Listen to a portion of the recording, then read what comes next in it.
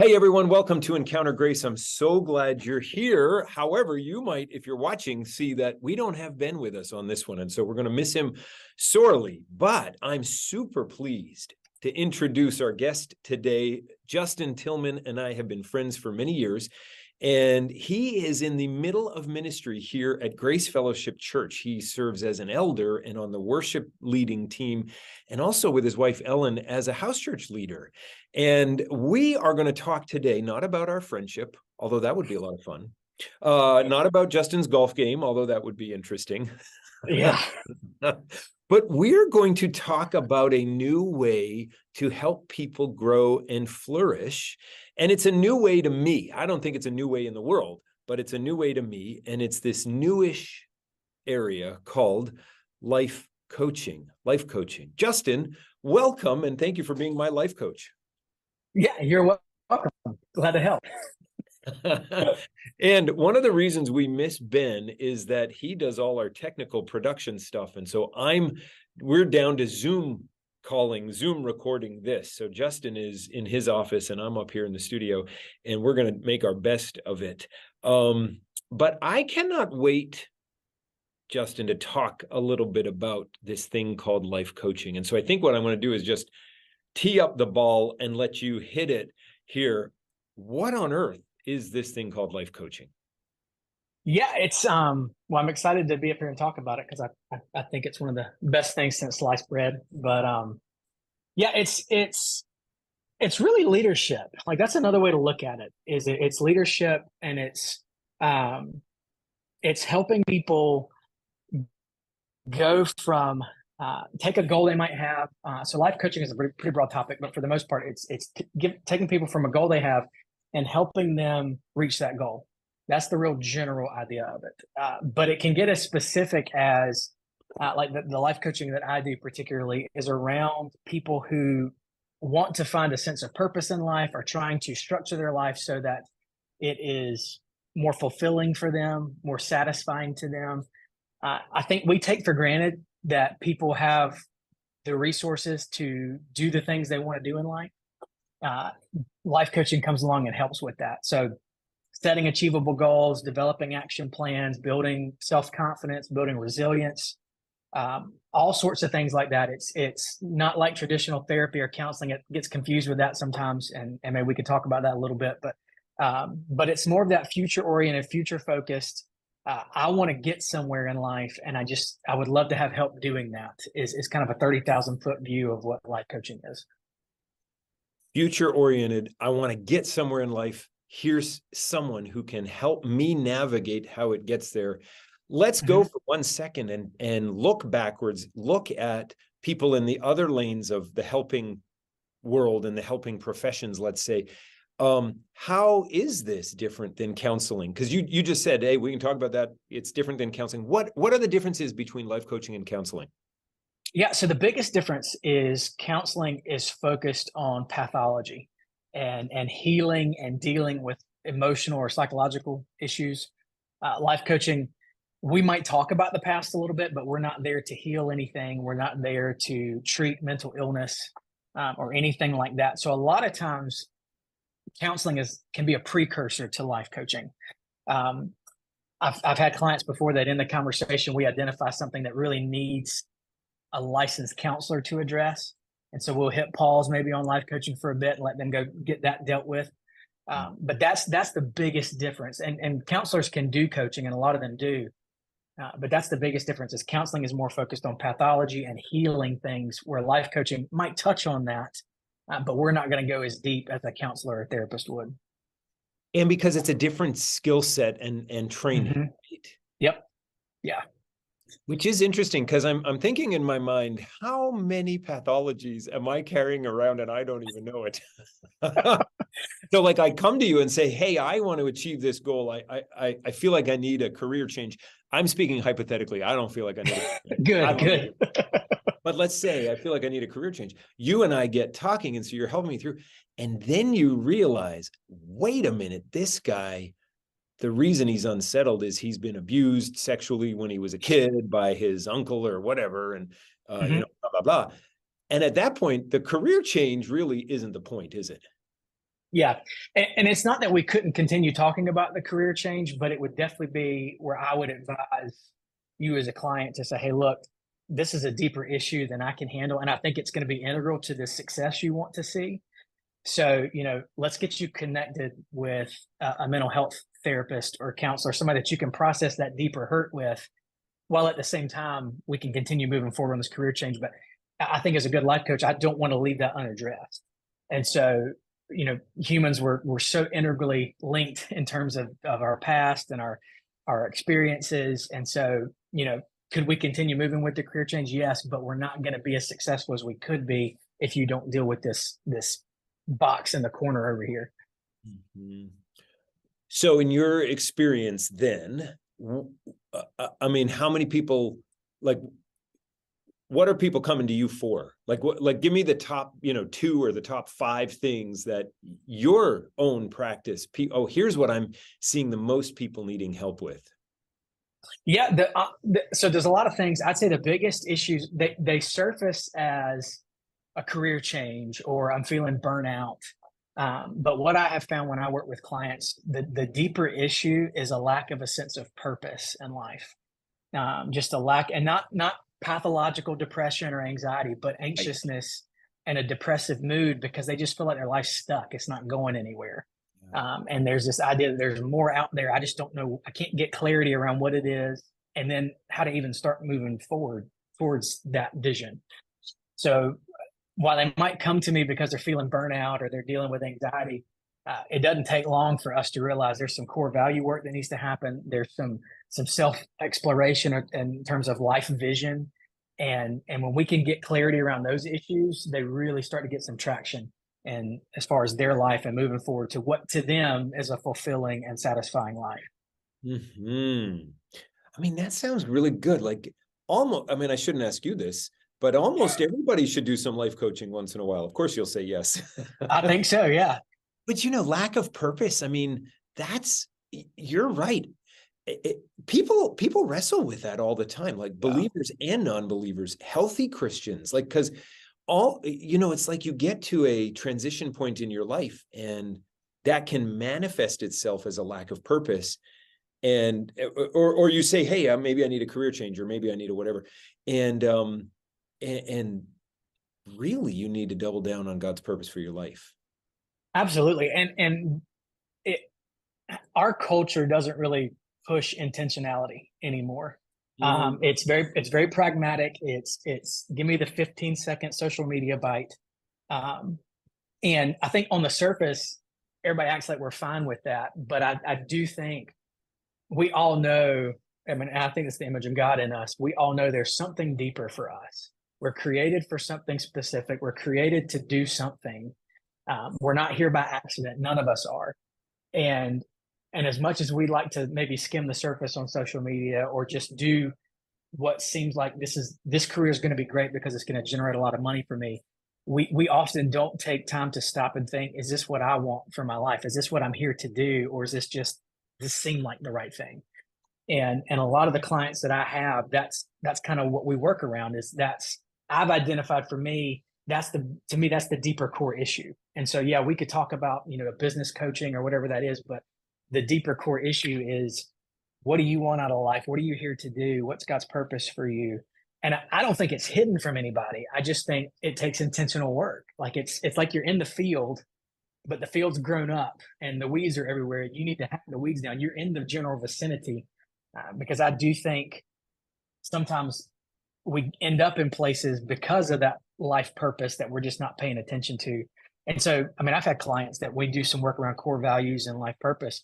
They don't have to change their job, but they just never realized how their job lines up with their life purpose. I've had some clients who are like, I got to change jobs. Like, this is why my job rubs me the wrong way.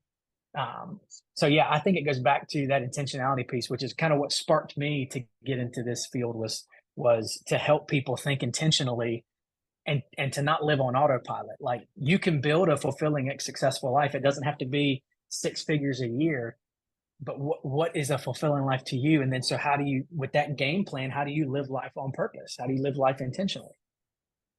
How long have you been doing this? I have been doing it officially as far as formal practice since February. Okay, so we're in the first year. We're kind of in the Mhm. second half of the first year. Yeah. And you alluded to it, but I want you to tell us the story, and you can go all the way back to your childhood, but tell us the story of how you got into this, why you want to help folks in this way, because I know, Justin, you have done some graduate work in counseling. And so Mhm. you have a background in some ways in counseling. You've worked in EMT, and that's a helping profession, both countywide as well as on ambulances at some point. You're there at the college now helping people. What is it that got you saying, "Oh, here's a need and I can help"? Yeah. So I've always felt drawn to helping professions in some way. Like I've never been the draw to corporate America has never been a thing for me. And not that that's bad. It's just never been a thing for me. Um, but from a young age, I've always wanted to help people. I've always loved getting to understand people and how to help them, and whether that was ministry or um, whether that was doing EMS, disaster response, education, whatever it was. I have always enjoyed helping people get where they want to go and getting to know them, and I love getting to know what there's nothing more exciting for me than to have somebody come and find out what their goal is and what their vision is, and then help them get there. And to see the excitement on their face when they realize they have a purpose in life and they realize that these dreams that they had are a lot closer than they thought they would be. Hmm. And just to see that, what God can do in their life. Uh, I think we relegate ourselves to easy and comfort when we do that. We're missing out on some great stuff that we could be doing and the impact we could be making. And so for me, it's always been a draw for me. Always been something that I have enjoyed and been interested in. Um, I went through my own little period in life, what I would call kind of a dark night of the soul. Hmm. Of God, what am I here to do? Like, what's the point? Like, what's for me? What do you have for me to do? How can I leave a mark in some way that is honoring to people as image bearers and glorifying to you in terms of the way you've created people to be? I mean, the crown of creation, and you've put so much potential in people. You've given us this massive supercomputer between our two ears, and how can we be good stewards of that? And for me, that came out of a season of a lot of depression and anxiety of, what am I here to do? And I mean, even some faith, soul searching, like, God, are you real? Like, are you even here? Like, I grew up knowing you, but was it just mom and dad's faith or was it mine? And in the midst of that, I had a good community of people who were pushing me to live intentionally. And I think I took that for granted that everybody had that. And as I've gotten further along in life, I realized that's an exception, unfortunately, and not the norm. And so for me, the idea of life coaching came up, and it really was a God thing. Like I'd never thought much about it, and it just kind of landed in my life. Of, hey, this is something to consider. A friend had mentioned it, and when I looked into it, it was like the best way to describe it. And I told this to Ellen. I said it's one of those things where it feels like every fiber in your being goes ding, ding, ding, ding, ding. And it was like, God, this is awesome. Like this, if this is something I can do, yeah, I want to do it. And so that's what led me into it. And I went and got some training and learned more about what it was, and then realized that looking back, now that I kind of knew what life coaching was, I could look back at my life and like, oh, I've been doing this already. Like in youth group or with colleagues or with friends, like I've been doing this already. And have had people come to me with these sort of questions before and didn't really know it was an actual thing called coaching. I just thought it was walking alongside somebody in life. And when I realized, hey, you can do this more formally and maybe impact even more people, I was like, sign me up. Like I'm on board. Right. So you got trained, and that did not happen the day before you hung your shingle out. I mean, you No. actually investigated it for a little while. I remember having conversations with you. Yeah. Tell us a little bit about the process there. Yeah. So like you said earlier, I did do some. And is Ellen behind this? Yes, she is. She does a great job of keeping me in check in terms of making sure I don't step out too far and add too much to my plate because I tend to do that. But like you said, like I've done some graduate level work in counseling before. And so there was that piece in there. I've done some certification training in counseling before, but never really did much with it. And so I had that to draw on. I also didn't want to be, because that's another thing. Life coaching gets a bad rap because there are a lot of people out there that are just fly by night coaches. Like you can just, they like you said, hung the shingle out, says coach, and are just doing it. I didn't want to do that. Like I wanted to do it with excellence. And so for me, that was find some training, develop the skill set. And if there's a certification to be had there, which there are a lot out there, have that, not so much to be able to say, well, I'm certified, but to be able to say to a client, if they ask, do you know what you're doing? Yes. Like I didn't just decide today to be a life coach. And so I started doing it. I spent some time learning from other coaches, spent some time working with my own coach, like to experience it. Like I'm not just, hey, this sounds like continuously developing that. Like I'm still learning and growing, but yeah, it was not a fly by night, decided on February 1st, hey, I want to be a coach. Let's just start doing it. It was, all right, I think this is something I want to do. Let me explore it some more, get some training, and then go from there. So if I find you online and say, hey, I just need some help because I feel like I'm stuck in my career, or I feel like I'm stuck in my schedule, and I call you up and say, hey, Justin, or Mr. Tilghman, or Dr. Tilghman, or, can you be my life coach? How many people can you take? And then what does it look like? What does this process look like if I become someone that you walk with? Yeah. So I offer a free, I call it a clarity call, but it's an initial 45-minute chat that, like I said, is complimentary. It doesn't cost you do anybody. That about once a week for me. Yeah. Yeah. I need to start moving you onto a subscription plan. But I use that, and I tell folks, like, that's not just a meet and greet. Like, if you never work with me again, I want you to still get something out of that call. So that is a full-on coaching call. Like we might chat for a little bit, get to know you a little bit, but I want to really dive in and use your time well. So at the end of that call, we kind of get a feel for, because I want it to be a good fit for me, but I also want it to be a good fit for them, because this is a connection. It's like counseling. Like you want to have a good fit. You need chemistry. And so if you feel like the chemistry's there, after that, we can talk about what it looks to formally work together. But so, yeah, that's the first step, is that initial clarity call. And I've had some folks get big insights in that 45 minutes, and that's what they needed. And that's great. Like it's wonderful. Yeah. But I've had a lot of people that said, this is really good. I want to keep digging and keep growing. And so from there, I've got a couple different ways folks can work with me. The coaching that I do is not so much time limited. I have a time limited option. It's called the 8-week life reboot, and it's 8 weeks. Mm-hmm. But the hub of what I do is more of a subscription base. It's very client focused. I'm partnering with you as long as you want to partner together, and as intensely as you want to partner together. So like entry level is like one session a month with some email coaching in between if you want that. The mid level is 2 sessions a month with some email coaching, and the top level was 3 sessions a month with email and text coaching in between.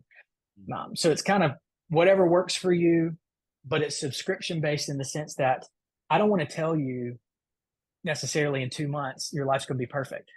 and so I don't want to say 2-month package. Now the 8-week life reboot, you will see changes in 8 weeks, but with the subscription format, it's very focused on where you want to go. And so if you want me for a month or 2 months or 3 months, great. I got a guy who's working with me for a year at least. So it's very. You're not supposed to tell them I signed up for that long. Yeah, yeah. You're on the lifetime membership. I need a lot of help.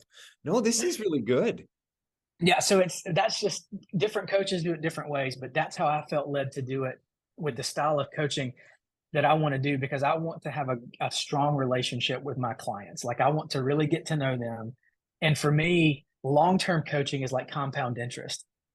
The more you build on each other, the more I get to know you, the more you get to know me, the more work we do together, the growth just compounds on itself. So yeah, will you see changes immediately? Yeah, I've had clients within the first couple sessions have one client called it an epiphany. She's like, this has just been so good for me. But we've continued to work together, and that's built on itself. And so that momentum builds and inertia takes over. And the next thing you know, you're making significant gains and growth in your life towards whatever goal it is. But with that long-term coaching, it's not like, well, now I've got this new goal, I got to find a new coach. No, I've got this guy I've been working with. He knows me. He knows how to motivate me. He knows how to hold me accountable. He knows how to get me where I want to go. So there's that relationship that's been built. So that's kind of how I've structured my coaching practice, which is different from other coaches. Some coaches do just a standard 3-month package or a 6-month package. And for me, it's more of what I want to do is that one-on-one relationship building and really helping that client get wherever they want to go, however long that takes, and let them drive that ship as opposed to say, well, fit in my 3-month box. Yeah. You're a Christian. Do you only coach Christians? I don't. I've got a mixture of Christian clients and non-Christian clients. So I let all my clients know up front that I'm a Christian. It's pretty obvious in my social media content. It's pretty obvious on my website. But I tell clients, like, to me, and that's where I come back to the image of God. We all bear the image of God. And I want everyone to have as fulfilling a life as they can. I tell them up front, I'm a Christian. And so I'm going to bring that into the coaching session as much or as little as you want to, but I can't not coach from that framework. So you're going to see it in there at some point. And for some of my clients who aren't Christians, it usually pops up around the life purpose discussion, because I talk to them about, I believe we're created with purpose and we're not accidents. And so there's a reason you're here. And for some of them, that's the first time they've heard that. And so I don't put barriers on who I coach. If they're not comfortable with a Christian life coach, that's fine. But I also let them know, like, my goal is, I'm not using this necessarily to beat you over the head with the Bible, but it's going to influence my conversation, and it's going to influence how I coach you. And how would it, like, so like, if I call you up and I'm not a believer and I say, well, my life purpose is to make all the money I can, because I grew up really poor and I'm just going to leave $5 million to my kids, and that's my life purpose. What do you do with that? Because you've already told me you're a Christian, and I get it that we're created by someone. I don't buy it, and I just want to make all the money I can. How can you help me? What do you do with that? That would probably be a client that the chemistry wouldn't be there. So we probably wouldn't work together. Yeah, because typically if they came into a clarity call with that mindset, there's probably going to be enough rub by the end of the call that if they don't say it, I'm probably going to say, hey, look, I've really enjoyed chatting with you. I hope I've been able to help. But I don't feel like this is probably going to be a good fit for either one of us. And then I would say, if he or she turns around and says, no, Justin, I really want to talk to you, then you just receive that from the Holy Spirit as there's something deeper going on, and they might be. Yeah. Probably at some point in that discovery call, I'm going to push to dig deeper than why do you want to make this money? Like, what's the underlying drive? And just see what I can uncover for that very reason, because to me, there's probably something deeper there. But if there's not, and that's all you want, then I'm probably not the guy for you. But I can connect you with somebody who might really help. Yeah, we can give you someone else. Okay, so you've written this book called Pursuing Your Purpose. And what I like about it is a practical guide to finding and living into your God-given purpose. So again, we've heard a lot about life purpose, and you are diagnosing so many people as living without intentionality, living without a life purpose. And so here's a whole book, Pursuing Your Purpose, front-loading the fact that you're a believer, God-given purpose, God's created us.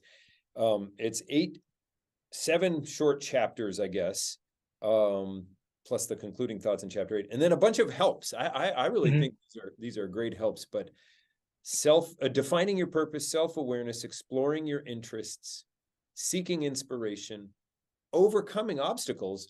That's the one I need to read. Taking action, living with purpose.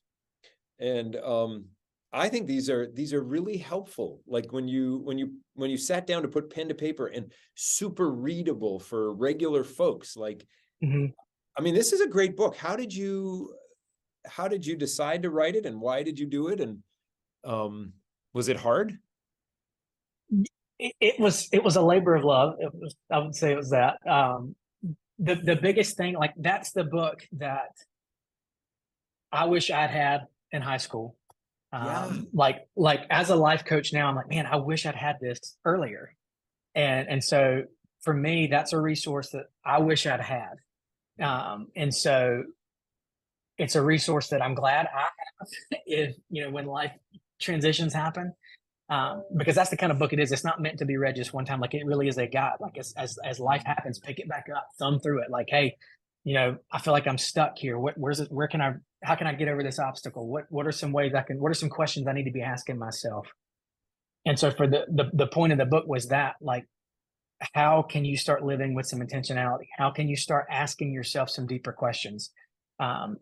Because again, yourself is not the sole focus, but you are the person you spend the most time with. And so you need to know you and, what drives you, what motivates you, what are you passionate about? What are strengths that you have? What are strengths that you don't have? So that you don't step into something that maybe you're not well suited for. And then, because, and all of that is centered on God. Like God's made you, God's designed you. I mean, you formed me together in my mother's womb. Like he knows you, and your unique set of personality and skill set, it's like a thumbprint. Like there's nobody else like you. Yeah, there'll be other people who have the same skill sets, but they're not going to have the personality that you have and the nuance that you have. And so you are a unique expression of all those things together. And so to me, being a good steward of that is thinking through, well, what do I do with all that? Like, what can I do with all that? Because the world is your oyster, and to me, God's put you here in this time, in this place for a purpose. And being a good steward of that is thinking about what all that means and not just going through life on autopilot. What does a fulfilling life look like for me? What does a successful life look like for me? And not what the world defines it as, but with that conversation with you and God, what does that look like?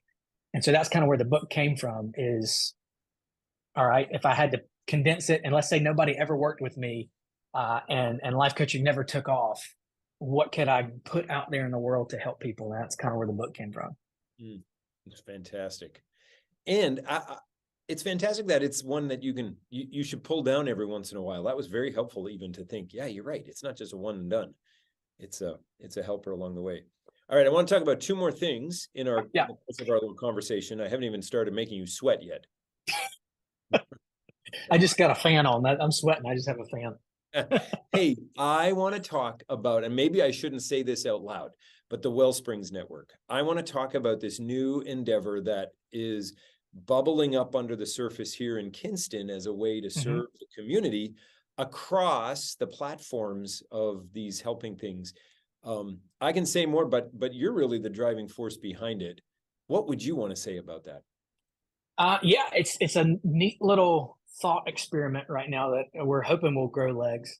But the whole concept is to, I've used therapists, counselors, coaches before. I've had, discipleship mentors. But what I found, especially on the coaching and the counseling side, it can be really hard to find a coach or a counselor that, as a believer, you can resonate with and that you can connect with. And that's not to mean that there aren't great coaches and counselors out there, but for those who are specifically looking for a Christian framework, Christian worldview, it can be difficult to find that. And I know for me, it's been difficult to find that. And so the idea came, I know they're out there. I know a lot of them. What would it look like to centralize a resource so that if, churches in the area or believers in the area who are looking for a well-trained, good, solid Christian counselor or coach, where would they go? And from my own experience, having a hard time finding that sometimes, the idea was, well, what if we created a network and a resource for people to tap into that, isn't a referral network or anything like that, but is a one-stop shop where someone's like, hey, where's the first place I can go to at least start this exploration of finding a good Christian coach or counselor? That's kind of where the idea of the Wellspring Network came from, as being like a directory of folks in the area that are solidly trained, but counsel or coach from that Christian worldview, that biblical framework. So don't know what the Lord will do with it, but there were several of us that kind of felt that laid on our heart to explore. And so we're exploring it and hoping he'll do something with it. But that's the idea, is to give people a resource to tap into good, solid, well-trained Christian coaches and counselors. Yeah, sort of a place you can, a hub that you can get in the right lane, and with people that we find trustworthy and godly. The last thing I want to just touch on together is this whole area of regular discipleship. You know, Grace, as a church, we love the idea of, as adults, being involved in a house church, being involved in a house church family, being connected to a house church family. And from counseling to life coaching to intentional periodic discipleship, like a course or a class or a seminar, to regular discipleship of house church. I mean, those 4 different lanes are all really important. As Grace, we really have found the most fruit through, in general terms, through the idea of being connected to a house church family. It seems to me that a house church family hits many of the things that life coaching, that you've described as what people are looking for: intentionality, accountability, consistency, connectedness, even compound interest. Like you've mentioned all these things. So way over here with regular house church family connectivity, but even so, it's not quite enough, is it? It's so, from Wellsprings Network to our regular Grace, we really need this extra role for a life coach, because there's times in our house church family, even though I'm growing because I'm in your life and you're in my life, and I'm watching you raise your kids and I'm learning from you and all that kind of stuff. And we're, you're coming over when, someone dies in my family. And so that there's just the friendship there and all that. Even so, there's times we need counseling and life coaching. And how do you find the interplay of it all? I mean, you know Grace as well as anyone. How do you find how all of us at Grace may find at a certain point, oh yeah, maybe this is a job for a life coach? Yeah. And so I like the way you kind of outlined it as a spectrum. I mean, you've got counseling, which is kind of doing the deep healing and pathological stuff. And then you've got coaching. So for me, like discipleship and house church, there's a huge spiritual component to that you don't necessarily get always in coaching and counseling. And so that definitely has its lane. I have found with coaching, yes, you get the accountability in those house church groups, and you get that accountability one-on-one. And with a lot of my coaching clients, the draw to coaching has been that objective third party piece. And so, as your coach, I get to know you, but I'm not a friend. I'm not a family member.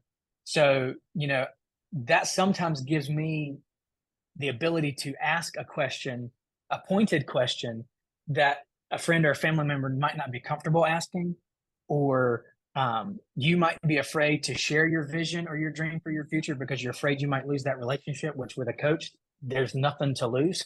and so sometimes that can be beneficial for people to have that objective outside party that is solely focused on this thing that you're bringing to them. And there's not the extra trappings of the background relationship and stuff like that. Kind of like the dual relationships that counseling has to avoid sometimes, or always. But that seems to be, for me, from what I found talking to clients, the added piece from coaching that's different from more of a community discipleship piece or a house church piece. Again, could those places provide a lot of that stuff? Absolutely.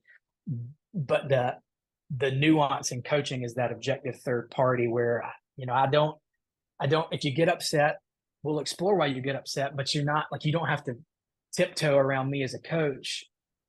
There's none of that external baggage coming in. Like we're here to talk about what you're here to talk about and this goal that you've got. And I'm not here to judge the goal. I'm just here to make sure you've thought about it and then help you craft a way to reach it.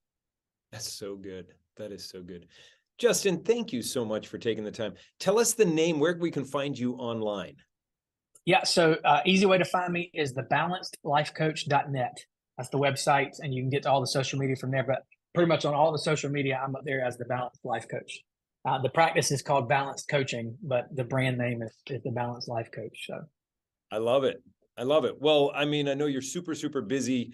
Thank you for taking the time to help us in the listening community here at Encounter Grace learn a little more and understand better another tool that God is giving us to grow and to become, more as God wants us to be, and also to help our neighbors. Because maybe I'm listening to this podcast episode and my neighbor has a conversation with me, and I can just direct them here and they can get over to you and that kind of stuff and learn a little bit. Thanks, Justin, for being here. yeah, well, thank you for the opportunity to talk about it. I think it's great. So I love sharing about it, and thank you for the opportunity to do it. Well, keep on being balanced. Let me just say that. Yeah, it's a lifelong thing. and you'll help me in the life coaching, because you always do. Everyone else out there, thank you for joining us, and we'll see you on the next time we're all together.